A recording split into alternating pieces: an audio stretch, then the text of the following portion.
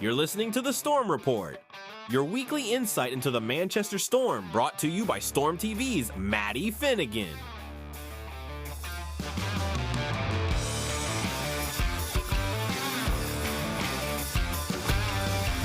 Hello everyone, welcome back to the Storm Report podcast. This is episode 12, wherever you're listening to this. You're joining me and you're joining, as always, Joe Morrow. Good to have you back, mate. Yep, thanks again. Finally we outnumbered the North American. Now we got a couple British guys on here. Let's go. We do indeed, because this time we are joined for the first time on the Storm Report podcast by your backup netminder, Alex Oldale. Alex, how you doing? Good, thank you. It's good to have you on. And backup netminder is probably one of the more difficult positions that never gets spoken about, especially, that is my opinion, because it's one of the jobs where when we see you come in, it's normally because the team are struggling, we're a couple of goals down, and we need to kind of, I guess, steady the ship. So it's not an easy position to do, and that's kind of like helping you develop at the minute as a player, but that's not an easy job. Can you tell me a little bit about what it's been like in the last couple of games before we get to the performance in Belfast? What it's been like to you to have to step in sometimes when things aren't going our way? Yeah, it's always difficult to come in kind of on, I suppose, no notice, because, like you said, coming into a game normally is in a situation where it's just you kind of get the nod from Mikey, whether that be because Evan's hurt or because the team is struggling on that night. For me, it's just about staying ready, whether that be early on in the week at training, just kind of getting the mindset to be ready for the weekend, despite whether you start or not, or whether that be 10 seconds before Mikey gives you a nod, or whoever it is that gives you that nod to say, like, it's your time to go. Yeah, I think just staying consistently ready is big for me. We often see whenever there is like a goalie swap halfway through games, you get a little second to kind of stretch out and prepare, because sometimes it can be right towards the end of a period and you've been sat down for quite some time. So it can always be a bit of an adjustment. But so far this season, you've done very well when you've had to be called upon.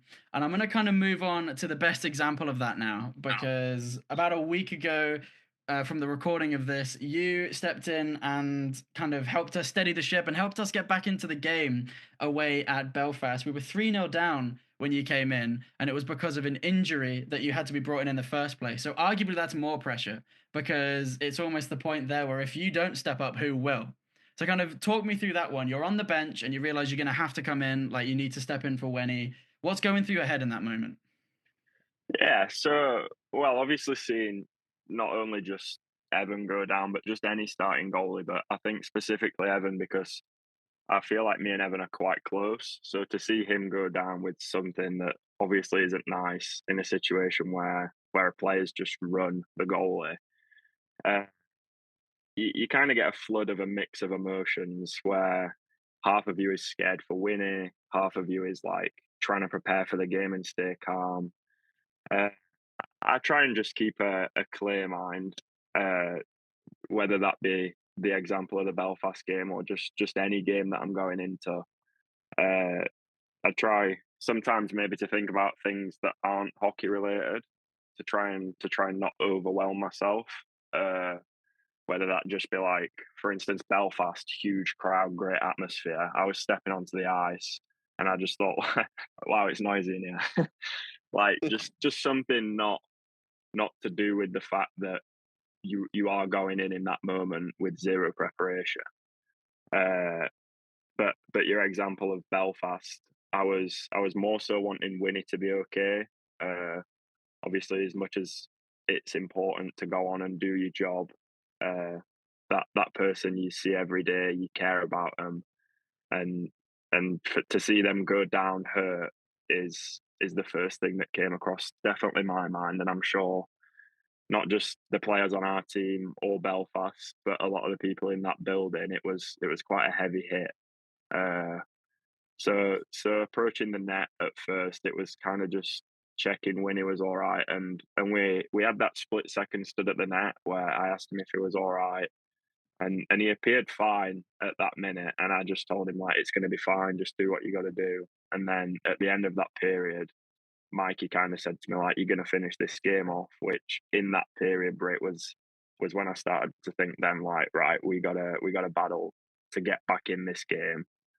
Uh, and then from there, it's just again just keeping a clear mind. Just I see it as six, like if it is a full 60 minutes or 40 minutes or however long it is, it's just another however many minutes left of the game there is. It's just that amount of time doing what you do every day. Like we train near enough every day, and I've been in plenty of situations in training where the chances are that's going to happen in the game. So it's just another situation that I've already done, and you kind of try and push the pressure of the game away, which I suppose keeps you calm in a sense. Yeah, I think you made some really good points there. Especially, letting people understand that it is a very difficult situation to come into a role that puts a lot of pressure on you. I personally think, being in the sport, I think being a goaltender is is one of the most pressurized positions out there. As a forward, you can turn the puck over, you got your defenseman behind you. As a defenseman, you turn the puck over, you got your goalie behind you. As a goalie, the puck gets by you, it's in the net. Like that's game over. So I think it's really cool that you do have the mindset that you try to block everything out, you try to simplify everything, and then when it comes down to it, all you do is rely on what you practiced so often and so frequently. So, just yeah, just to give fans a little eyesight into the brain of a goaltender, I think that's a very very mature and smart thing to be able to do in your position. I think that's awesome. It's a very mature mindset to have for such a young netminder as well. And I kind of wanted to ask if that's an approach that you have always had, or if that's something that you've maybe learned. I know that you came into the Storm around a time where Matt Ginn was at the helm, and Ginner was a goalie himself, so he probably might be able to give some tips or something. Or was it just the case of, yeah, this is how I've always been. I'm quite a level-headed, quite a calm person. It would take a lot to rattle me. I think Guinea did play a role uh, in a lot of the stuff to do with the training, whether that be mindset or on the ice or anything like that. Just with him being a goalie, he was always there. He was a great tool to be able to use to ask questions. Again, whether that be like Guinea, how should I do like prepare for this, or Guinea, how would you do this? It was great to have there uh, for that matter. But I think for me, I've always kind of just been like, this is what I do, so I'm just going to go out there and do it and not think about it. I think this can apply for not just me, but quite a lot of whether you be a goalie or a player. That thinking about it too much, or well, yeah, overthinking it can make you can how do I say this? It can kind of have like a reverse effect on you. Like if, for instance, as Joe as a defender, he's done a million 2-on-1s, 3-on-2s, like over and over again in training and in games. The next time Joe faces a 2-on-1, he doesn't need to overthink it happening. He just knows where he should be. He knows what he's got to do, and then more times than not, he does it. But I think if you overthought that, then that's when kind of mistakes start to creep in because your mind is focusing on what you think you should be doing as opposed to actually doing it. So that's kind of the same as me in the net. It's if a guy is coming on a 2-on-1 or a guy's coming on a breakaway, it's just I've done a million of these before. Like I don't need to start thinking about how to do it now. I just gotta bear down and do it. Well, let's go back to Belfast then. Take me to the end of that game because the Storm battled hard to try and get back into it, to try and take something from the game, and it wasn't happening at the end because a 3-goal deficit is pretty difficult to erase. But you gave the team every chance to succeed, and it's been recorded as a shutout online. I'm sure it's going to be recorded as a shutout to you personally. Talk to me about that game. Yeah, obviously going into a game 3 goals down is like it's hard to get into the game with a winning mindset, knowing that you're already 3 goals down as opposed to it would be going in at 0-0 like a fresh start. But my mindset is always to win. So whether we be 3 goals down, 13 goals down, it doesn't make a difference. I'm going into that game with the attitude of I'm going to come out of it with a win. So the 3 goals didn't necessarily scare me or put me off. And then as the lead that Belfast had got tighter when we got the first and the second goal to kind of bring it back to a closer game.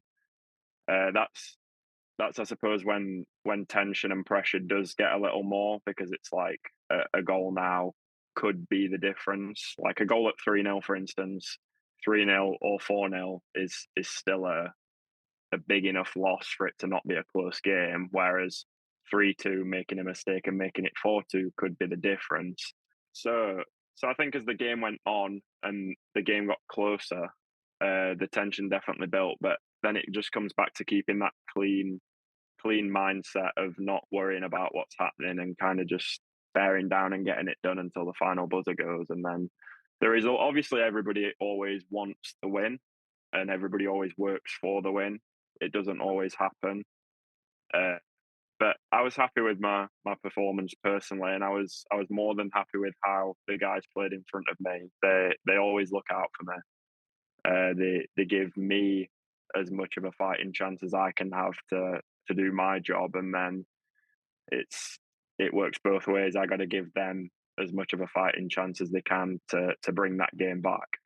Then the next week we are in Sheffield, and everyone kind of in the week leading up to that knew that you would get the start for that game. It was kind of the feeling amongst the team, whether we bring in a new goalie or not, whether Wenny's okay or not. There was kind of uncertainty around both of those things. There was quite a lot of certainty that you would be the one getting the start in Sheffield. But when did you actually find out, and what was your thoughts going into that game?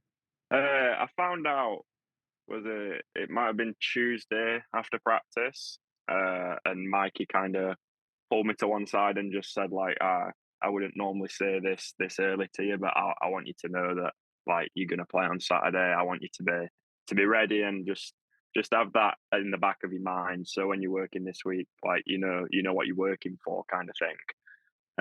And then I kind of just pushed it aside. I thought I didn't need to worry about Saturday before I've done Wednesday, Thursday, or Friday. So I just tried to focus on having a good week in training, like keeping a high spirit, coming off the back of a loss sometimes. And I'm sure Joe can vouch for this. We might come off a loss and then the mood the day after, or maybe the day after that, isn't what it would be if you've come off the back of a win. So you kind of try to push what's happened, like in Belfast, for example. You try to push that behind and just start fresh with a new week. And then by the time Saturday come round, everyone's moved on from what's happened that weekend, and you're ready to approach a game like Sheffield, for example, with the mindset of you're going to go in there and win, no matter who you're playing against, where you're playing.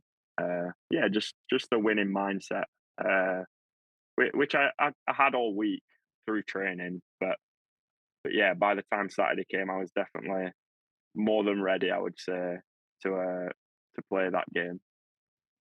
So then the puck drops and we play all three periods of action. What do you make of your performance from start to finish then?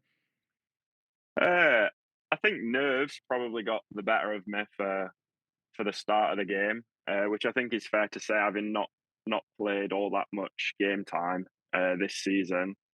I was bound to feel the nerves, but again, just the mindset of trying to stay calm and pushing aside like the crowd, for instance, in Sheffield. I mean, I'm sure Joe's probably told you about this before, but the crowd in Sheffield definitely play a role. You can hear them, whether it be the first puck drop or the last buzzer. You can hear them all the way through. So blocking the crowd out was a big one for me. Just thinking it's an empty building. It's me against them, and no one else is gonna have an input on what happens in this game. And then I think as the clock ticked down, I kind of got more comfortable. I know by the third period we killed a couple of penalties, which I managed to keep clean for the 4 minutes, which I was really happy about. Which I think at the start of the game, if those penalty kills would have happened for us, I don't know whether the nerves would have got to me or not. Maybe not that they would have got to me, but maybe just I wasn't as settled as I would have been. But Lauren did come up to me in the first period, and he said to me, he said like, "You've settled down now. This is showtime now. Like you're comfortable, you're doing well. Just keep going." And I think from that moment on was when I kind of I took that on board and I did just settle down and thought, yeah, again, just what I do, and I'm just doing another 60 minutes of it. Talk to me about the whole team's performance then. Do you know what? I'm going to ask Joe this because I've not asked you a question yet, and I don't want you thinking you're going to get off so lightly. Tell me about the performance in Sheffield, because I think of the two games that we played this weekend, we'll get to the Nottingham game, but that away game in Sheffield I think was undoubtedly the better performance of the two. But what was kind of the difference there? Where could we have won that game, and where didn't we? Yeah, I think it's very very evident, like you said, that that performance was quite well. Um, Attesting to what Al said too, you know, came in ready to play, gave the guys every opportunity to win that game. I think defensively we could have stopped more than what we did. I think that again, Al gave us more opportunities to win when we had lackluster performances in the D zone and some lazy efforts around the ice. So that was always good to see, and not only for him but for the rest of the team. When a breakdown happens like that, and you see your goalie stop, you know, stop a puck that very rightfully could go in, I think it's very confidence boosting. And there was quite a few opportunities like that in the game. Like I know you said the penalty kills were huge. Made some really good saves there, and brought a lot of confidence back to the team too, saying like this guy's battling. We got to try a little harder. We can't just let these things happen.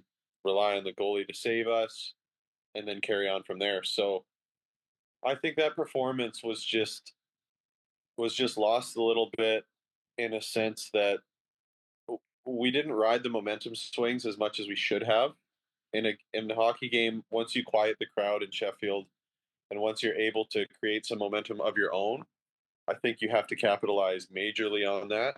And I think we did our part, but just didn't do our best at that specifically. So I think that's where we lost the game a little bit. Obviously, it was a close game. There was a couple pucks that could have gone either way, but I've said it before and I'll say it a million times. You know, it's a sport. You either win or you lose. So coming from me personally, I don't really care how well you skated, how well you shot the puck or passed or did everything, made some hits. In turn, we still lost the game, so it wasn't good enough. But that was a game that I really liked the team, and I thought we were trending in the right direction. And then hopefully we can just skip over the Nottingham part. I will ask you. We can keep it brief if you'd like, but I think the fans would want to hear both of your reactions to that game, because I think it was one where we kind of realized that okay, that some work needs to be put in, and we need to kind of figure out the direction of the team and stuff like that. So kind of give me your reaction to that game. The second the final buzzer goes, we haven't had a point from the weekend. What's going through your head? Oh boy. This, yeah, I was going to say, do you want to go first with this, Joe? Yeah, I'll just try to keep it as brief as I can without I don't know turning this entire podcast to a morgue. I man, I don't know. I just there's a lot of things in this world that don't bother me. I feel like I'm a pretty flatline individual. I don't think that I get too up or too down in a lot of things. But coming into a sport that requires a competitive nature and a competitive culture and just the ability to take onus upon yourself to not lose and or embarrass yourself in a professional setting is what I would deem as a hockey player. Don't do any of that. And I feel like we went on the ice and a substantial amount of players did not bring what it takes to be a professional athlete. And it was addressed. And I said it previous weekends that we need to fix it sooner than later. And I'm doing my best currently to try to fix that sooner than later. So I think it's just disappointing to not score a goal, to not put your best foot forward in front of your home crowd, and a lot of other things I've said a million times. But I love the fan base here, and it really does crush my heart to see a performance like that put on home ice where I think they just deserve so much better. They deserve something to cheer for. They deserve something to brag about to their friends.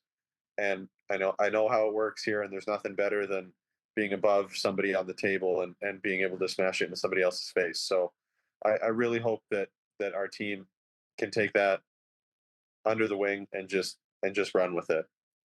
It was not as brief as I wanted it to be, but I think that was a pretty good response, though. I think we can take that as fans because I feel like you have bad performances and there's no excuses for them. But I feel like when you're able to take accountability like that, it's confident to hear that that's kind of what's going on in the dressing room. And I'm going to use that as a segue actually in terms of what's going on in the dressing room because this past week we had a new face.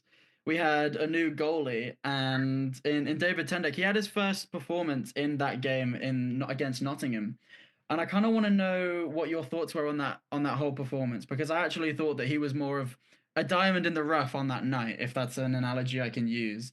I felt like David Tendek put in a really good account of himself, and I feel like having a goalie on here for the first time, we can get a really good perspective of how he played that game. So kind of from goalie to goalie, what did you say to Tendy after his first performance for the Storm?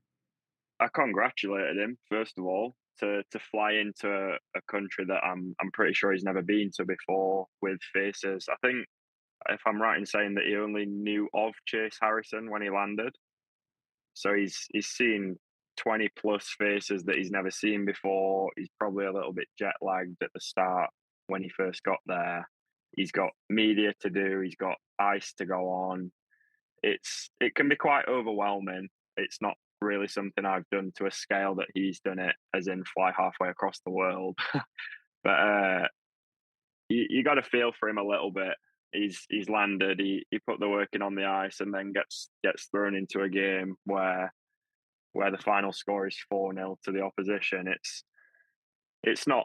Well, it's definitely not the start that he wanted. I'm sure he'd have loved to have gone into that game and won and given the fans, like Joe said, something to cheer for and like put behind him. But I definitely think that you can't point any fingers towards him. I thought he had a great game. Just away from the hockey, he's a great guy, very friendly. He's definitely warmed up to the room well. Seems to have his mindset in the right direction of wanting to win and working with a winner's mindset. So I don't think that the game against Nottingham should be held against him at all. Not that I think anybody is, but just an opinion of my own. I don't think that game should be held against him because, like I said, he's a great guy. He wants to win, and I have absolutely no doubt that in the coming games he can be the backbone of a win for the team. I think that can be said for both of you guys because it's quite telling as to how well a goalie can perform even in a defeat when across the weekend both yourself and Tendy both got player of the game in their respective matches. So it was very good performances from you both, and I think it's just a shame that you guys aren't able to have any points to show for it. And before we get into how we can make amends on that, because I think that is something that will be exciting to talk about, I want to ask you about your relationship with your sponsor, the Cadman's Dance Center. They've sponsored you from the start of this season. I know. And they've kind of brought us these new cheerleaders now. If you've been to the rink in the last couple of weeks, you will have seen we've had the cheerleaders out in the pre-game rituals, kind of adding to the show element of the games and everything at home. It's kind of added to the atmosphere. And I wanted to ask you about your relationship with the dance center. We know that you've been, but what was it like for you to go? Is dancing a new hobby for you? I wouldn't go as far to say it's hobby. I did really enjoy it. Everybody at Cadman's when I went over to their centre were really friendly and welcoming. They they're all great at dancing, which is something I honestly don't think I could see myself being good at. But yeah, it was great to be able to watch them kind of in their own studio as opposed to at the rink because when they were I mean, I'd say this to anyone, not just to the podcast, but when they were dancing, it was way more impressive than me skating around the rink or skating around the crease. But yeah, I think as far as the cheerleading side of their dance sort of school is, I think it's great. I think it gives something else for the fans to see that we're putting time into, and some like other people for the fans to interact with that are to do with the storm. yeah, it's good. It's good in all aspects. I suppose it gets the crowd going. I suppose at games when you see them dancing, it gets kind of other people dancing, other people being loud, and then to be able to have that sort of sponsor relationship with them, where I, for instance, went to the centre to dance. I mean, it was a great afternoon out, and I really enjoyed it. So for me, it worked perfectly, and I'm sure if we can get any of the other boys to go dancing, that I think they'd enjoy it as well. What do you think there, Joe? If you have the invite to go down to Cadman's Dance Centre, you going and busting some moves? I mean, I don't know if I don't think I'd bring any cheerleaders down to the rink, but I do think that even Al going down there may have sparked maybe I think 20% of our fan base is just to come watch Al. It's just a bunch of females that watch Al in warm ups anyways. So I think it's great. The more the guy can get out there and spread the word for people to come watch the game, I think the better. Me personally, I don't know. I don't know if I'm a dancer. I'd give it a try. I don't see why not. I mean, they're a great sponsor. They provide a lot of great entertainment value and passion to the game. So I think that's half the part of hockey, anyways, is giving back to people. It's just people helping people out. So I'd go cut a rug, I guess. I'm I 900. didn't think I was a dancer until I got there, Joe. You got to try it. I'd give it a try. I'd give it a And try. Sign me up with a decent partner, and I'll just mimic. I'll just be a mirror. That's all good. and when you do go down, we need to make sure we have a camera to capture every single second of it. Yeah, live my nightmare for me. Relive it again and again. Hey, maybe that'd be pretty good. You never know. I'd give it a try though. You never know until you do it. You never know. But it's definitely the case that the cheerleaders improve the match night atmosphere, and it's great to have them there. And they will be here to stay. That we're going to have them in the home games in the foreseeable future. And the first one is this weekend on the Saturday when we play Coventry at home. And we need to start putting some points back on the table because we need to start catching Dundee. They've been putting some points up, and they've had that gap to us now, and we can't let it get any bigger. So, Alex, tell me about the preparation, firstly, for the first game of the weekend against Coventry.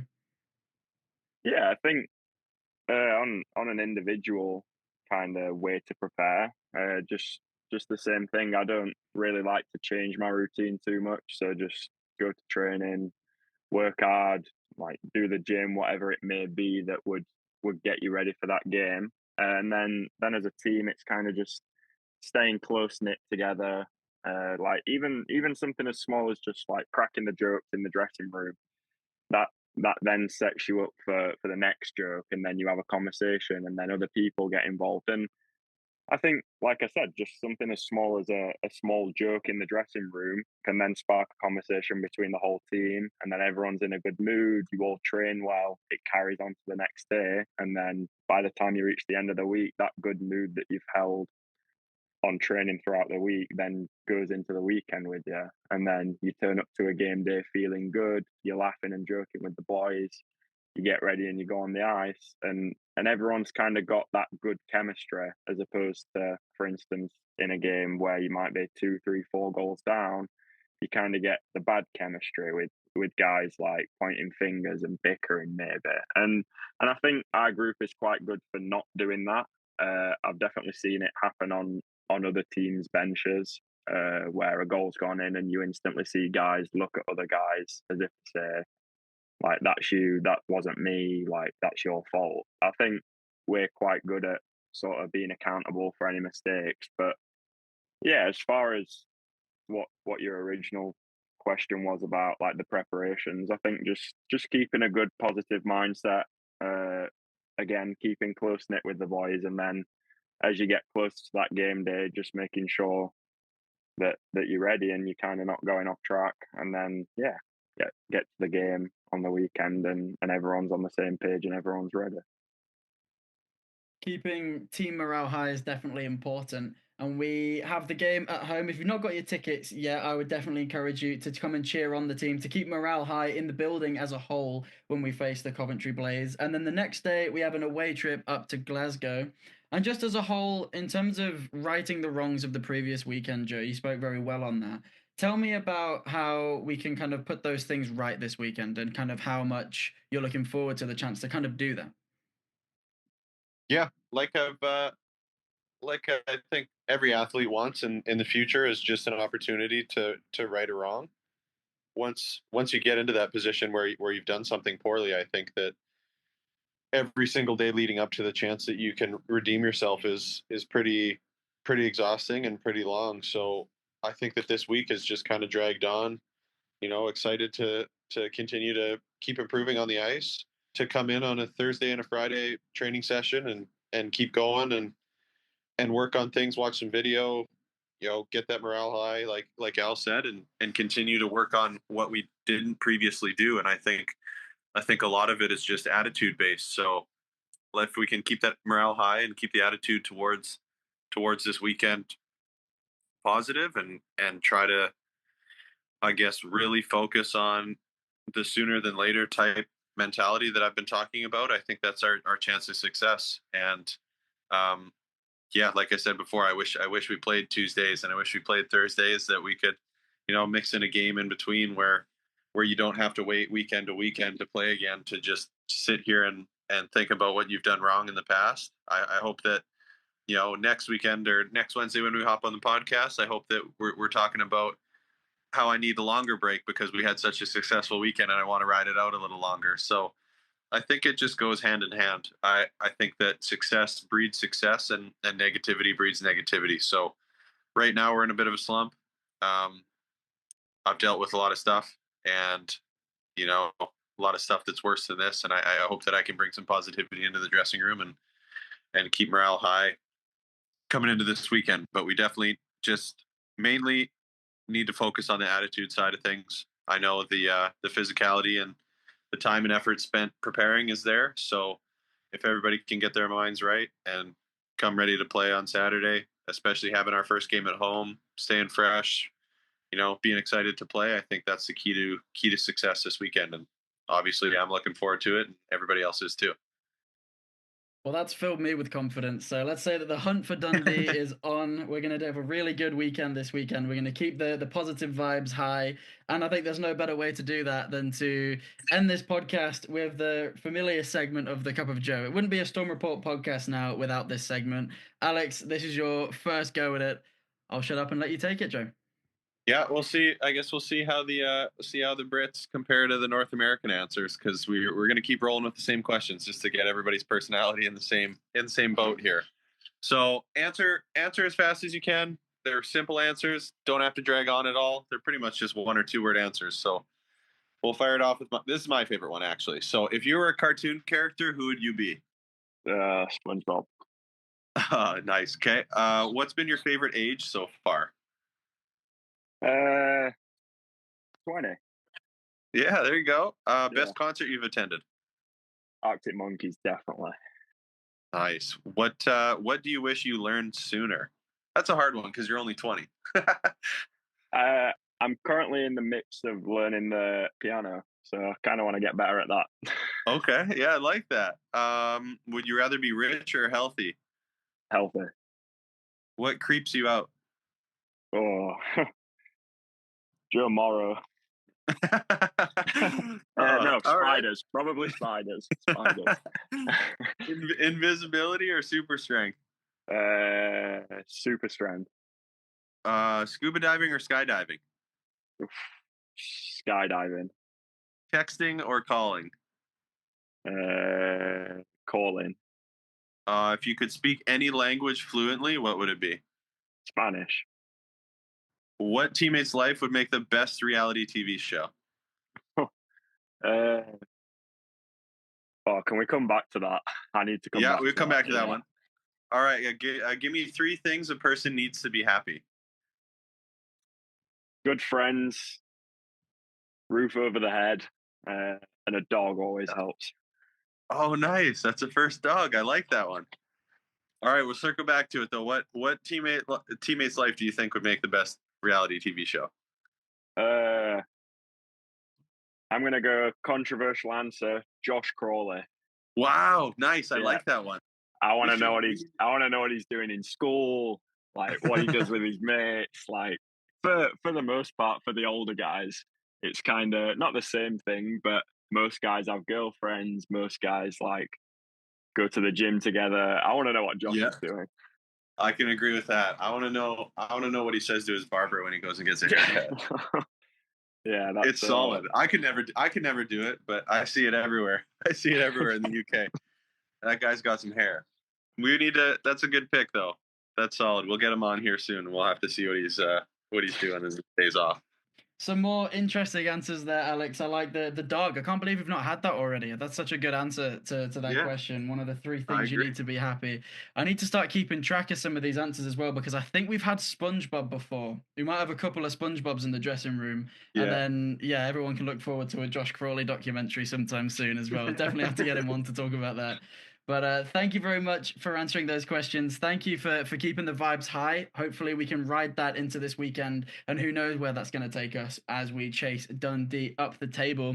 Thank you very much for both of you. Thank you, Alex, for your first time on. Thank you for having me on. And thank you, Joe, as always, for helping me deliver this podcast. I hope everyone at home has enjoyed it. Thank you to you guys for listening. You're the ones that keep this one going. I hope to see all of you in the Storm Shelter this weekend when we play Coventry. And maybe if you travel away to Glasgow as well to cheer the guys on. Wishing everyone good luck. Thank you so much for listening. Have a great rest of your day. That was the Storm Report, brought to you by Storm TV. Tune in next week for more exclusive insights. Tickets on sale now at manchesterstorm.com.